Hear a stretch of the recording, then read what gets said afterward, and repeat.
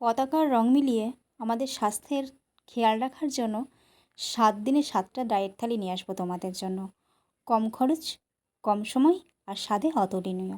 আজকের আছি প্রোটিন থালি, আর সাথে থাকতে অনেক টিপস অ্যান্ড ট্রিক্স। আজকে আমার মেনু কুমড়ো ভাজা, সাদা ভাত আর গ্রিন মুগ ডাল। কুমড়োগুলো এইভাবে ধুয়ে কাটলে এর মধ্যে থাকা নিউট্রিয়েন্টসগুলো বেরিয়ে যায় না। চেষ্টা করবে সবসময় সবজিগুলো এইভাবেই কাটার। এবার আমরা জানবো যে কুমড়োর মধ্যে কী থাকে।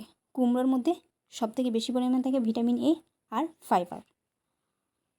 পালং শাক কিনতে গিয়ে বাজারে গিয়ে দেখি পালং শাকের দাম তো অনেক বেশি, কিন্তু আমাদের কম বাজেটে তো বেশি প্রোটিন ইনটেক করতে হবে।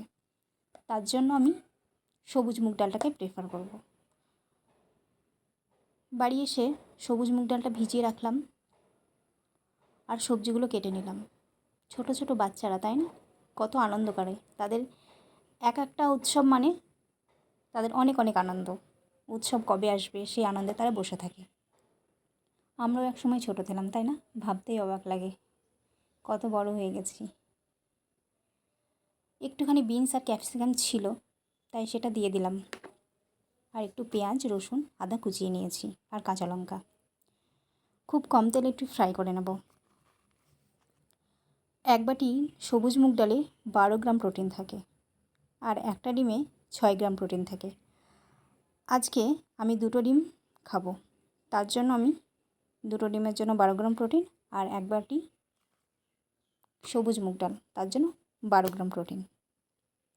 তোমরা একদিনে কত প্রোটিন খাও কমেন্টে জানিও। সাদা ভাত, এতে প্রচুর পরিমাণে কার্ব থাকে। এখান থেকে আমাদের এনার্জি পাওয়া যায়, তার জন্য অল্প একটু হলেও খাওয়া কিন্তু আমাদের উচিত, পুরোপুরি অ্যাভয়েড না করে। কারণ আমরা তো মাছে ভাতে বাঙালি, তাই না? একটুখানি তো আমাদের ভাত খেতেই হবে। এবার তোমরা বলো, আমি যেটা তোমাদের প্ল্যান দিয়েছি সেটা সত্যি ভালো তো? যারা জিম করো তাদের জন্য কেমন?